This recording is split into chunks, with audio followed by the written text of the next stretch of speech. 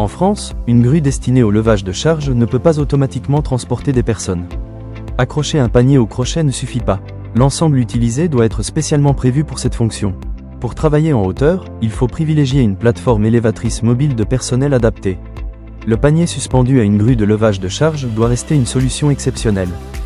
2 dérogations sont possibles, lorsque l'utilisation d'une nacelle adaptée est techniquement impossible ou lorsqu'elle créerait un risque supérieur. La seconde dérogation concerne l'évacuation urgente de personnes. Le coût ou le gain de temps ne suffisent pas.